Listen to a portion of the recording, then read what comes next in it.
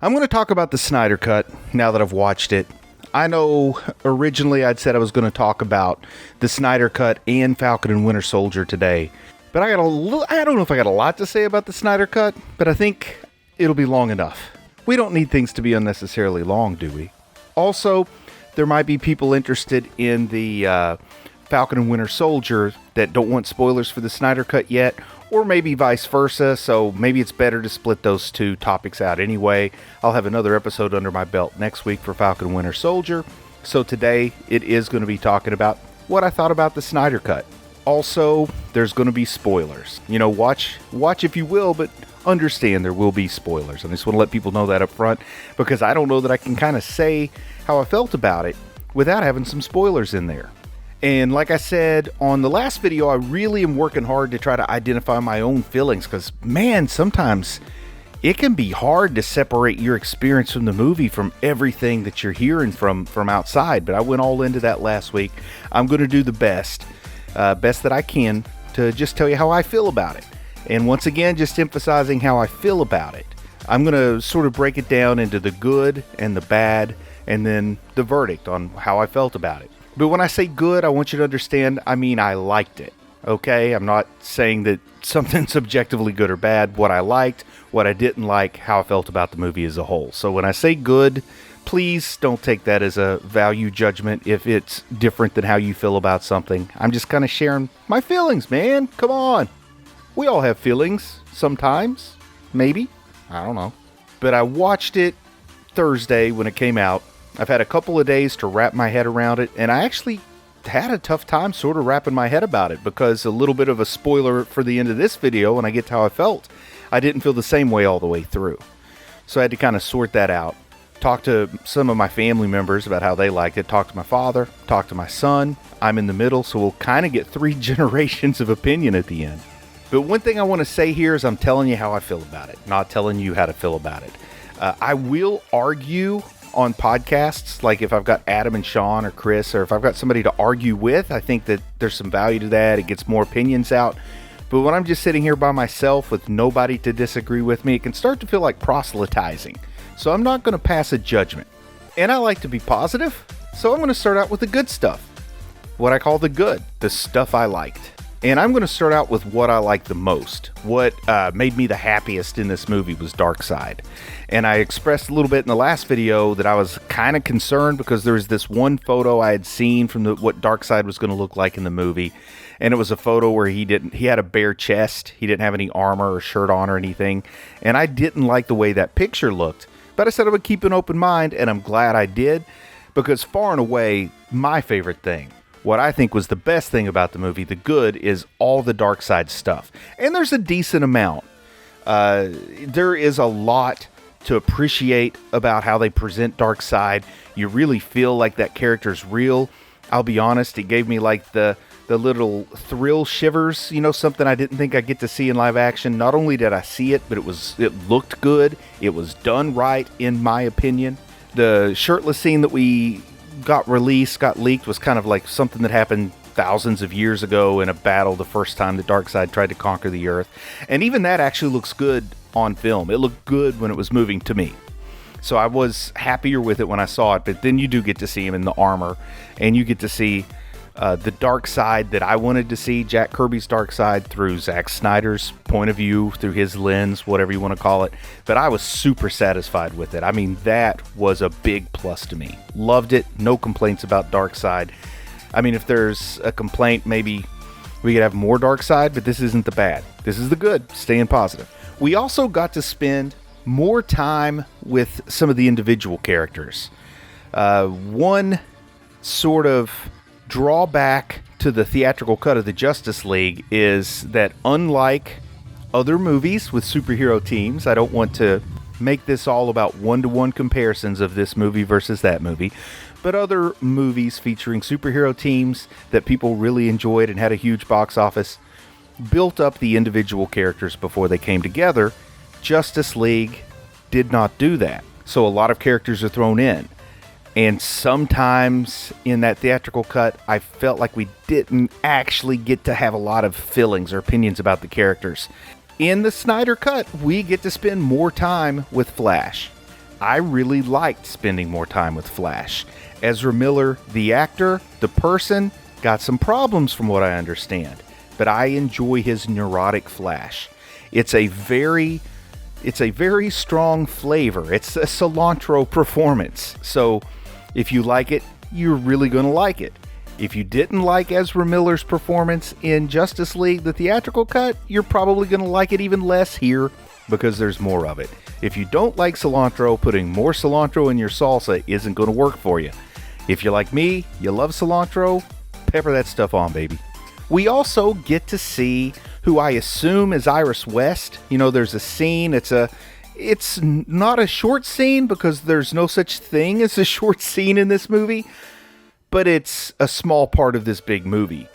But we do get to see this character that I assume is Iris. I kind of like her. I don't even think she says I don't know if she has a speaking line at all, but I like her. I like who they cast in that part. I like what they do with Flash, seeing her, meeting her, the way he interacts with her. I like that. And I like this socially awkward, neurodiverse Flash that we get. And I like Ezra Miller's performance as that Flash. I enjoyed it in the theatrical cut. I still enjoy it in the Snyder cut, but we've got more of it, so I call that a good thing. We also get to spend more time with Cyborg. We get to understand Cyborg a little more. I like that Cyborg seems a little more significant now, seems more like a real character, not an add-on. I didn't enjoy the Cyborg stuff that was put in the movie as much as I enjoyed the Flash stuff, but I still enjoyed it. I'm putting it on the good side. Didn't do much for me in the first movie. I liked him a little bit better here. Still not as good as I like the Flash, but I'm talking about the good stuff. I like what they did with Cyborg here. The next thing I'm going to say might be controversial, because I've heard some people that say this is not only bad, but it's very bad. I got a kick out of it. I loved Martian Manhunter showing up. He didn't do much. He didn't show up much. But the fact that he was there, I kind of get a kick out of cameos. I get a kick out of stuff that I haven't seen in a movie before being there. The way they introduced Martian Manhunter, and this is a major spoiler here. It's not too late to quit watching. Maybe you've already quit. I don't know who's going to stick around with this rambling I've had so far. But the way they introduce Martian Manhunter, he's using his shape-shifting abilities to impersonate someone, and we see a scene that didn't quite make sense to me in the theatrical cut. Make a lot of sense when that person steps out of the door, goes into the hallway, then they shift into Martian Manhunter. And it's great. I was watching it with my 13-year-old son. He noticed it and caught on to it before I did. I was a little bit puzzled what's going on. He said, "Oh, it's Martian Manhunter." And then I was real excited about it. He was really excited about it. It was a fun moment. I'm glad I didn't know that moment was coming. I knew Martian Manhunter was going to be in the movie. I didn't know that he was going to be there in that moment. To me, that was good. I enjoyed that. That was an improvement over that scene before Martian Manhunter was in it for my enjoyment. He also shows up a little bit later at the end, but it becomes pretty obvious that Martian Manhunter is something that was tacked on very recently, because we know they did pickup shots, we know they shot new scenes. If he had been there from the get-go, he probably would have been there in the big battle, which he wasn't. And I think I said the words big battle. That's a good segue into something that I really liked in this movie. It had some epic fight scenes and epic battle scenes. And I've always thought that was a strong suit for Zack Snyder. My opinion doesn't change with this movie. And it's not saying that the battle scenes and action scenes and fight scenes weren't good in the theatrical cut. I've said before I enjoyed the theatrical cut. I think they were better here. I enjoyed them more here. In fact, I really enjoyed them here. They're good for me. I hope they're good for you. I liked them. A lot of fun. Not only were there more of them, maybe there weren't more of them. That's something else I got to talk about, admit my own faults. As I'm watching this, I realized I didn't quite have the photographic memory of the first movie to always know what was different and what wasn't. But it felt like there was a little bit more of the battle scenes, and they definitely felt longer. There's one earlier in the movie, in the first calendar week of the movie, where we see the first time Darkseid came, and we see the battle where they've unified the Greek gods and the men, and they've got, this one Green Lantern there helping out. Most of that was all in the theatrical cut. Nothing new there, but it just really seemed good. Don't get mad at me for saying this. it seemed kind of Lord of the Rings good, that battle. And it helps that it was sort of set way back in the past, so it had a mythical feel to it. I really liked that battle a lot this time around. I really enjoyed it. This happens in the first day and a half of the movie, which is good because that's when I really started buying into things, and it helped me keep going. So I give a big thumbs up to that first big epic battle scene, and then of course it's followed by more epic battle scenes. Some stuff you've seen if you've seen the theatrical cut, some stuff that I hadn't seen in the theatrical cut. They felt better to me. I enjoyed them. That's what it matters. I enjoyed them. That's in my good list. And kind of playing into that, battle scenes, I think a Zack Snyder strong suit. Fight scenes, a Zack Snyder strong suit. I don't know if he's good at it, or I just really learned to like them from movies like 300 and Watchmen. So maybe it's my own bias coming into it. I don't know, but I think he does that well. Also, needle drops. Those songs that seem just right for the moment. And I'm not talking about the orchestral score. I know the score is a different thing altogether, but the needle drops are usually pretty darn good in a Zack Snyder movie, and they're good in this one. I don't have any specific songs to point out, so if you want to tell me I'm wrong, go right ahead. I can't argue with you. Once again, I'm not really here to argue anyway, but I think he does a good job of that, and I think it was good a couple times in this movie. Another thing I thought was good is we don't have any of that CGI upper lip on Superman because, all those mustache scenes were pickups once the leadership of the production of this movie had moved on to Joss Whedon. So we don't have any CGI upper lip on Superman. That's a small good, because I'm going to confess, it didn't really bother me in the theatrical cut. In fact, I thought it was kind of funny in a good way, not like in a bad way. So I enjoyed it, not necessarily in the way it was intended to be enjoyed, but also it's kind of good that when it's here, there's not that little bit of distraction. I mean, I'm trying to look at what's good. I think it's good that there's none of that CGI mustache stuff here. If I want CGI mustache, I can always go back and get it. But if you probably picked up, I felt like this was a long movie, so I didn't think I had the time to rewatch the theatrical cut either before or after the Snyder cut, because it was like Thanksgiving dinner. Once it was done, I just didn't want any more till I went to bed and woke up the next day. We do get a little bit more Deathstroke, but a little bit more Deathstroke is a major thumbs up from me, because I love Joe Manganiello as Deathstroke. I thought he looked awesome in what we saw in the theatrical cut. One of my biggest heartaches or heartbreaks or disappointments with the reception that the theatrical cut got was that we probably would never get to see Joe Manganiello as Deathstroke again. And I didn't think there would ever be this Snyder version released on HBO Max, so I thought I'd seen my last of Joe Manganiello. So in this, we get to see what we saw in the theatrical cut, plus we get to see a little bit more. Some of the stuff is in a dream scene, so I don't know if you want to count that as real or not, but he looks cool, and he's there, and it's fun, and I really want there to be a movie-accurate action figure of the Joe Manganiello Deathstroke with the helmet off or the mask off that I can get someday. And I don't really even buy action figures for myself anymore. I would love to have the Joe Manganiello Deathstroke. He to me, man, he is like the best possible casting for that. And I love it, and I really want to see more of it. I mean, nothing against, is it Manu Bennett? Did I get that name right? The guy was really, really good in the Arrowverse, too. I don't want to take anything away from him. He's awesome. But, man, I love Joe Manganiello as Deathstroke. And we get a little bit more. Did we get a little more Commissioner Gordon?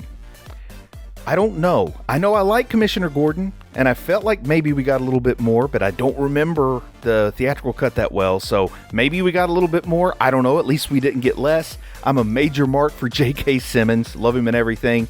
Yellow peanut M&Ms are my favorite, so I definitely love J.K. Simmons. And we get this Superman's black suit. This is probably going to be one of those polarizing things. You're either going to love it or hate it. Nobody's going to be a whatever about Superman's black suit, probably. I think it looks good. What does it stand for? What does it represent? Is Zack Snyder too dark in general? Those are a lot of questions, but it looked good, man. To me, I liked it. All right. Now it's time to have a serious discussion. We're going to talk about the bad, the stuff I didn't like. And as much as I tried to segment this, I think you could pick up on a little bit of the bad when I was talking about the good. Maybe there were some complissalts in there. I don't know. I apologize for not being a purist there. But this movie is long. And there are not very many great 4-hour movies that exist. I'm not saying there's none. I'm sure there's a couple. I don't know how long Gandhi is. I like Gandhi.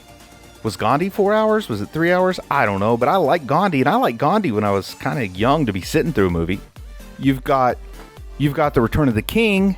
The extended version of that's got to be in that 4-hour range. And that is a great movie. Other than those, I don't know. And I'm by no means a film historian who has an exhaustive knowledge of every 4-hour movie out there. So I'm sure in the comments, man, you tell me a great 4-hour movie. If I haven't seen it, I'll watch it. Maybe I've seen it, I've just forgotten about it.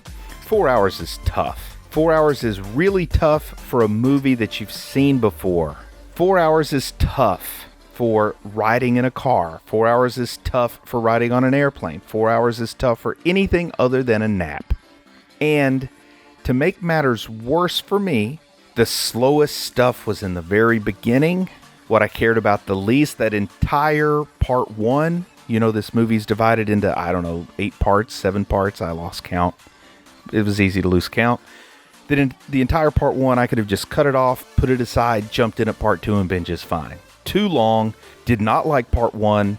It did not bring me joy. It did not make me smile. It did not excite me. It made me start dreading what I was in for. But it got better. Now, it still has some slow parts beyond part one. You got a 4-hour movie. There's some stuff you don't need to see. I feel like Superman and Lois spent a little too long standing and talking in a cornfield for a 4-hour movie. If this movie's an hour and 45 minutes and you want that, I guess, to someone it was an emotional scene, to me, it was just a little too much cornfield. There were times when I felt like what could have been someone walking down a hallway for 10 seconds was someone walking down a hallway for 30 seconds. And you say, so what? It's 20 seconds. But you keep doing that, and that 20 seconds and 20 seconds adds up to minutes and hours quickly. It lingered in areas where a 4-hour movie doesn't necessarily need to linger. I don't think Justice League is a story that needs lingering. And it lingered, and I didn't enjoy that. Aquaman felt less significant.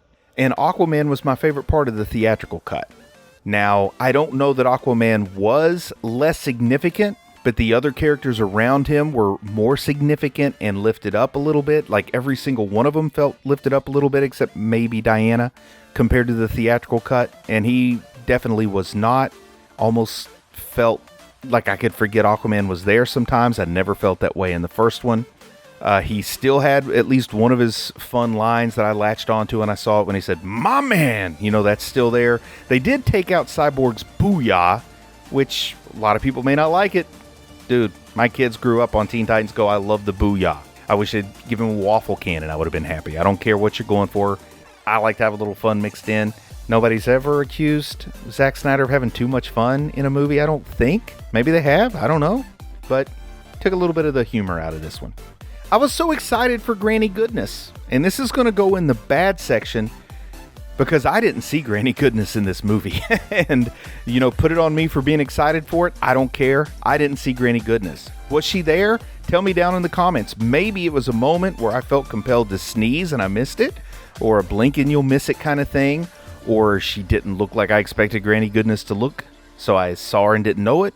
Maybe I looked at my phone because I have a bad attention span. I don't know, but I didn't see Granny Goodness. I wanted to see Granny Goodness. I wanted, not a Granny Goodness chapter, but give me a good solid 30 seconds of Granny Goodness saying something. I missed it. If that's totally just because I'm stupid and I didn't see it, let me know down in the comments. Maybe give me a timestamp and I'll go back and look at it again. Interpersonal stuff, emotional stuff fell really flat for me. And Snyder was going for a major kind of arc, a father-son arc, and I am such a sucker for that because I'm both a father and a son, and I love that stuff. I love it in fantasy books, love it in comic books, love it in movies. He was going for something with Silas and Vic, with Cyborg and his father. And it was there, like all the plot points were there, but I wasn't invested in it, man. It just kind of fell flat emotionally. I think I was supposed to be emotionally touched and moved by that scene in the cornfield, but I spent the whole time thinking, oh my God, why are we in a cornfield in a 4-hour movie? I mean, we might have been there, honestly. It might have been 45 seconds. It felt like 15 minutes to me. Tell me there's something wrong with my brain. You're not telling me anything I don't already know. Not the strong suit emotional moments in this movie. And I would have been fine if he just didn't go for them. I don't think it would have hurt the movie at all. I bet they fell flat. I would have rather had a shorter movie. That's what a lot of this is going to come back to. And you could have taken some of those emotional moments out, tightened it up a little bit from the guy who's rambling on a Sunday into a microphone. Steppenwolf, to me, wasn't any better. No better. So I don't know if you call that a bad thing, really, but I'm putting it in the bad thing because I was disappointed with Steppenwolf in the first movie. Didn't really like him. Didn't think he was the right villain. And I wanted him to maybe be elevated. There was a place where they had a lot of room for improvement. And Snyder had a lot of room to make me feel differently about Steppenwolf. Changed up the costume, changed up his look, I guess. Like I said, I don't remember the first movie that great, apparently. And I wasn't floored by Steppenwolf, so I didn't bother to remember the details on what he looked like. And he gets a redesign, and it's still just whatever. To me, it didn't do much for me. I'm going to call that bad because it was a missed opportunity. Does that count as bad? And then I don't want to harp on the negative. So the last negative thing I'm going to say is I don't personally, this is 100% a personal thing. This is like cilantro again.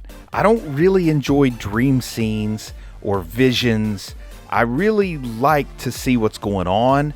They don't seem to mean anything to me. It's like real life. If somebody starts telling me a very long story about the dream they had last night, I am not interested.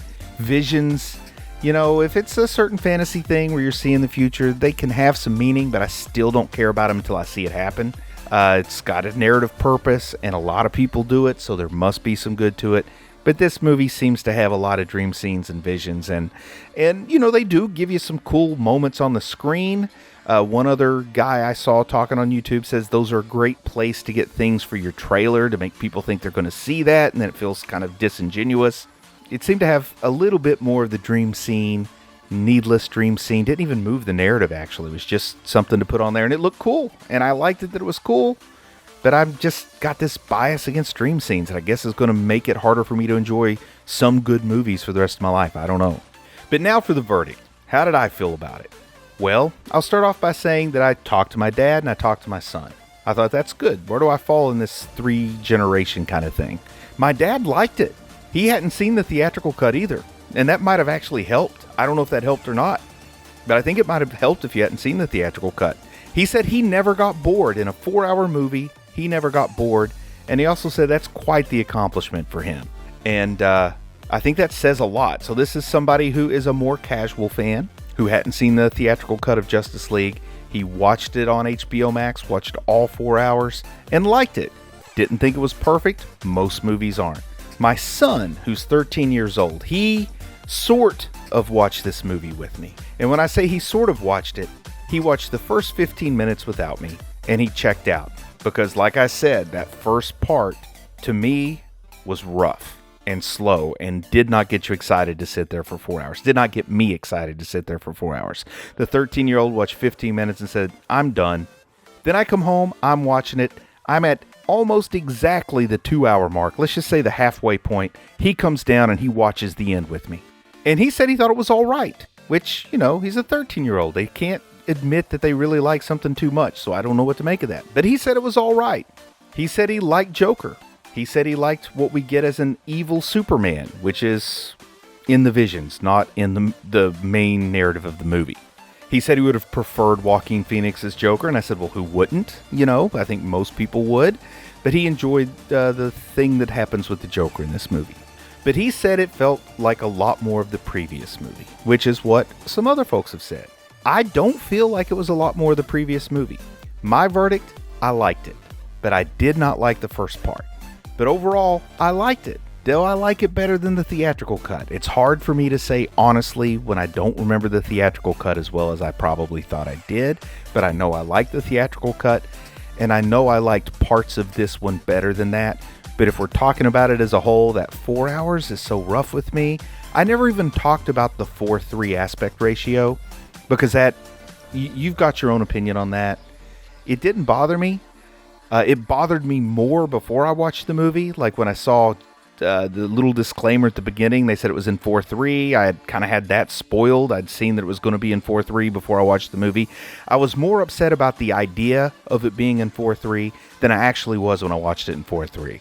I noticed it at the very beginning, that I'm into the movie, totally kind of forgot it was in 4:3, until the 13-year-old comes down halfway through and says, "Hey, Dad, why are there black bars on both sides of the screen?" And I said, "Son, back in the old days, that's how we had to watch TV." And, that kind of thing. But that didn't bother me. I like the movie. Rewatching it is, I'm going to give a conditional answer. I'm going to give a wishy-washy answer. I will rewatch parts of it. If I rewatch it, I'm definitely fast-forwarding through part 1 and just starting at part 2. And I will enjoy it more. I may even hit the fast-forward in the cornfield. I don't like the cornfield. There's some other parts that I might not be remembering now, but I'll get to them and I'll fast-forward. But I love Darkseid. I love Jack Kirby. I love the Fourth World. I love that Darkseid's in it. I think it looked good and was done right. I liked it. I will rewatch parts of this movie. Is that a wishy-washy answer? I don't know. I liked it. But just to wrap this up, because I'm turning into a pretty big hypocrite saying that the movie's too long, my review goes on this long. I'm glad I watched it. I will never watch it again in its entirety, but I will watch parts of it again. I thought it wasn't bad. Hope that satisfies you. Talk to you later.